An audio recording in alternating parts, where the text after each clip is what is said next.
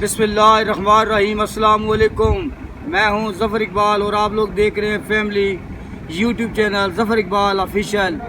मैं इस वक्त कोल्डी की मशहूर जगह शारदा व्यू पॉइंट पर मौजूद हूं और आज का जो मेरा व्लॉग है वो कोल्डी में जो महंगाई है उसके हवाले से है। और यहाँ पर मेरे पास कोल्डी के मशहूर यूट्यूबर लाला मोहम्मद असगर साहब भी मौजूद हैं। हम इनसे भी बात करेंगे, तो आप हमारे साथ ही रहिएगा। और वीडियो को शुरू करने से पहले मैं आपसे ये रिक्वेस्ट करूंगा कि आप मेरी इस वीडियो को शेयर करें, सब्सक्राइब करें और लाइक। मैंने जैसे कि अभी आपको बताया था कि मैं इस वक्त शारदा व्यू पॉइंट पर मौजूद हूँ और मेरे पास इस वक्त कोल्डी की मशहूर पर्सनैलिटी यूट्यूब के हवाले से लाला मोहम्मद असगर साहब भी मौजूद हैं। तो आज मैं इनसे भी बात करूँगा महंगाई के हवाले से। अस्सलाम वालेकुम लाला। वालेकुम सलाम। लाला ये बताएं कि यहाँ पर आज मौसम बड़ा अच्छा है, ये बड़ा अच्छा पिकनिक पॉइंट है, व्यू पॉइंट है, ये तो चलो अच्छी बात है, लेकिन हमारी जो आवाम है उसको किसी किस्म का रिलीफ नहीं है तो महंगाई के हवाले से। लाला ये जो महंगाई है ये किस में क्या वजह क्या है? ये दुनिया पूरी में महंगाई है लेकिन कोल्डी में महंगाई कुछ ज़्यादा है, इसकी क्या वजह है?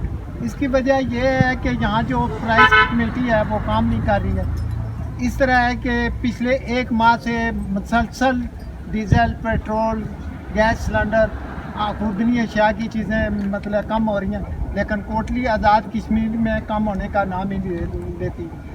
उसकी वजह यह है कि गैस सिलेंडर जो है ना पूरे पाकिस्तान में तकरीबन 2000 के राउंड अबाउट में चला गया, लेकिन कोटली में इस वक्त भी 250 रुपये का सेल हो रहा है। इसी तरह जो किराए वो 1% भी कम नहीं हुए। तो जब डीजल पेट्रोल की कीमतें बढ़ती हैं ना तो उसी दिन सुबह को जो ना नया रेट आ जाता है, प्राइस बढ़ जाता है। लेकिन एक माह हो चुका है, हमारी प्राइस कमेटी जो ना वो सोई हुई है, सिर्फ वो पर्चियाँ देने और सेल करने के चक्कर में लगी हुई है। उन्होंने ना किराए कम करवाए, ना खुदनी अशिया के रेट कम किए हैं। इसी तरह गैस सिलेंडर के रेट भी नहीं उन्होंने कम किए। अच्छा, जैसे कि लाला अभी आपने बताया कि यहाँ पर गैस की जो कीमतें सिलेंडर की वो कम हुई हैं। पाकिस्तान में तकरीबन ये गैस का सिलेंडर 2000 का मिलता है, यहाँ पर वही सिलेंडर 250-250 रुपये का मिलता है। इसी तरह अगर हमारे पास दूध है, पाकिस्तान में अच्छी तरह का दूध जो है ना मैंने देखा वहाँ पंजाब में तो कम अज़ कम आपको 150-200 रुपये मिलता है, वो भी मिलता है असल। यहाँ 200 से ऊपर चला गया 220-250 रुपये। इसी तरह अगर आप गोश्त मार्केट में चले जाएँ, जो हुकूमत के मुकर्रर करदा रेट है, ये उस रेट के मुताबिक का चीज़ें नहीं दे रहे हैं। लाला ये क्या वजह है इसकी, आपको बता सकते हैं इस बारे में आप? इस तरह है कि देखें, प्राइस कमेटी जो ना असिस्टेंट कमिश्नर साहब मुकर्रर हैं, तो वो दफ्तर में बैठे जमा तकरीब कर रहे हैं, वो मार्केट में चेक नहीं करते हैं। उन्होंने बंदे रखे होते हैं, वो दिन को एक सुबह जो ना एक जो ना प्राइस जारी करते हैं, वो लिस्ट बनती है। वो लिस्ट दुकानदारों से 10 रुपये की फ़ोटो स्टेट जो ना 50 रुपये में वो दे के चले जाते हैं। दफ्तरों में ही बैठे होते हैं, उनको हिसाब दफ्तरों में मिल जाता है। तो गरीब अवाम जो ना जुल्म की चक्की में पीस रहे हैं। यहाँ अंधेर नगरी या कोई पूछने वाला नहीं। लाला अगर आप लोग हमारा जो कोल्डी का डिस्ट्रिक्ट अस्पताल है वहाँ पर चले जाए तो आम बंदे के लिए तो डॉक्टर अवेलेबल होता ही नहीं है, और अगर को मिल भी जाए तो दवाइयाँ जो है ना वो बाज़ार से लिख कर देते हैं। और ज़्यादा अगर आपको ये प्राइवेट क्लिनिक पर मिलेंगे और डॉक्टर वो भी जो दवाइयाँ ना वो अपनी मर्ज़ी से लिख कर देते हैं, ऐसी जगह की जो दवाई हर जगह से नहीं मिलती है। लाला इस हवाले से बताएंगे ये क्या वजह क्या है? ये जो हमारा मेडिकल का शोबा है इसमें भी बहुत बड़ा ये प्रॉब्लम आ रहा है। देखें जी, ड्रग इंस्पेक्टर बैठा हुआ है यहाँ पर, तो गली कूचे में जो ना अताई डॉक्टर बैठे हुए हैं और 2 नंबर दवाइयाँ सेल हो रही हैं, तो कोई पूछने वाला नहीं, कोई पूछने वाला नहीं है। जगह जगह जो ना डॉक्टर मतलब अताई डॉक्टर जो ना गली कूचों में बैठे हैं वो इलाज कर रहे हैं। जो डॉक्टर भी बैठे हैं वो नॉन क्वालिफाइड है, मतलब लोगों को दोनों हाथों से लूट रहे हैं। जो ड्रग इंस्पेक्टर वो सोया हुआ है। जिस तरह प्राइस कमेटी हमारी सोई हुई है, इस तरह ड्रग इंस्पेक्टर भी सोया हुआ है। यानी कि यहाँ पर जो डॉक्टर बैठे हुए हैं गली मोहल्ले में जगह जगह पर, वो तो पहली बात है कि क्वालिफाइड ही नहीं है। अगर क्वालिफाइड हैं भी हैं तो वो इसका मतलब ये हुआ कि वो ऐसी दवाई लिख के देते हैं जो हम मेडिकल स्टोर से नहीं मिलती है, बल्कि वो अपनी दवाई मिलती है। अच्छा। दवाई ऐसी है कि एक बीमारी से 100 बीमारी और लग जाती है, क्योंकि वो 2 नंबर बीमारियाँ हैं। कोई हमारा कोई ऐसा अथेंटिक अदारा नहीं है जो इन दवाइयों को चेक करे या इन बंदों को चेक करे। ड्रग इंस्पेक्टर बराए नाम बैठा हुआ है, वो पैसे लेके जो ना खुली छुट्टी दी हुई है उसने। गली कुचों में अताई डॉक्टर बैठे हुए और 2 नंबर दवाइयाँ सेल हो रही।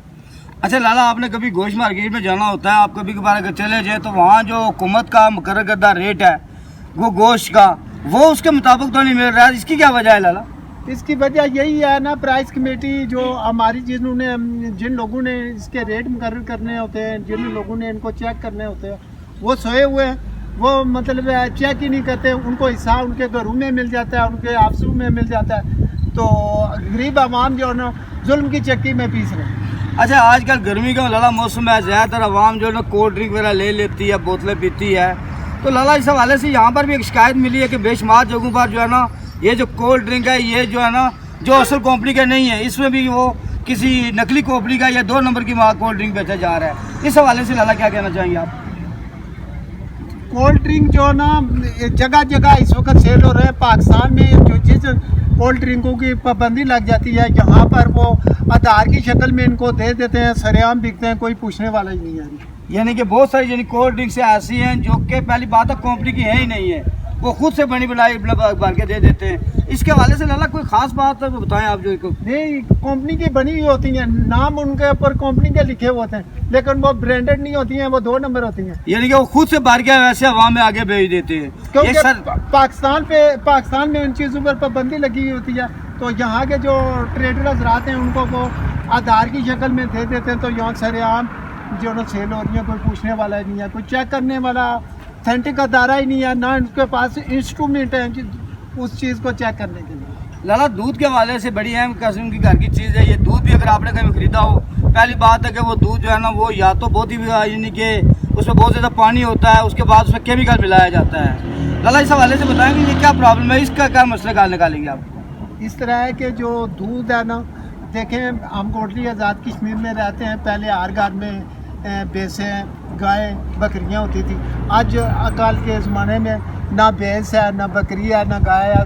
तमाम जो दूध है बाज़ारों में जो आता है वो आर्टिफिशियल आता है, तो वो सेल करके वो पैसे उन्होंने लगाए हुए होते हैं। बल्दिया को भी और दीगर महकमों को भी, चेक करने वाले अदारों को, तो वो सरेआम सेल करके चले जाते हैं। ना दूध सही मिलता है, ना दही सही मिलता है खालस।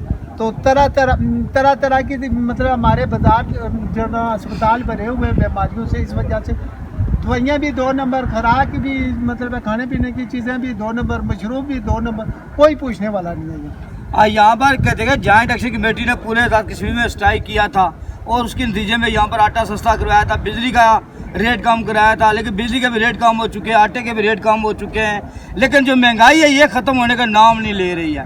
लाला इसके हवाले से आप कुछ बताएंगे? देखें, आटा तो मिलना शुरू हो गया, इसमें कोई शक नहीं है। आटा जो ना गवर्नमेंट ने 1050 रुपये रेट रखा है, 1100 रुपये में जो ना लोग सेल कर रहे हैं, इसमें कोई शक नहीं है। सस्ता हो गया, 1100 हो गया, कहाँ 1750 2000, वहाँ से जो ना 1100 1150 रुपये हो गया।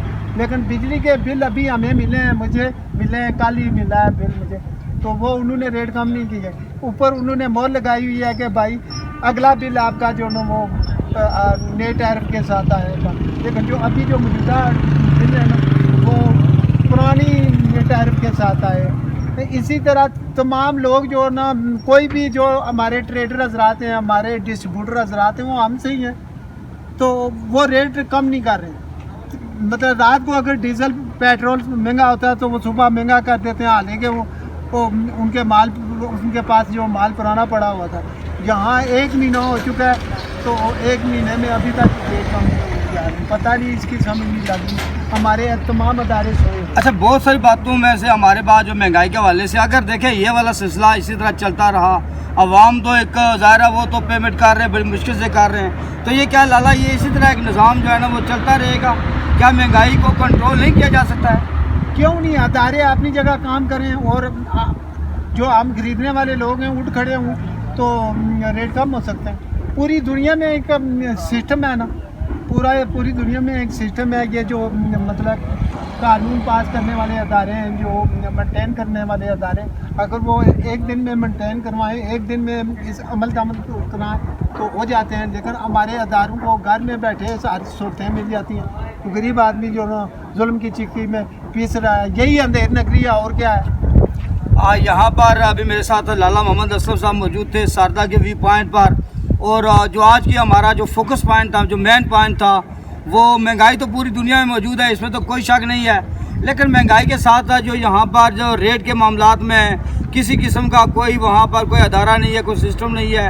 एक जगह का रेट कुछ और है, दूसरी जगह रेट कुछ और है, और वो जो बहुत सारी चीज़ों के जब आपने नाम लिए यहाँ पर वो मिलावट शुदा। मेरी आज की जो वीडियो है वो लाला मोहम्मद असलम के साथ था। शारदा व्यू पॉइंट पर मैं मौजूद था, जिसमें लाला मोहम्मद असलम साहब भी मौजूद थे, और हमने महंगाई के हवाले से बहुत सारी चीज़ें भी आपको बताई है।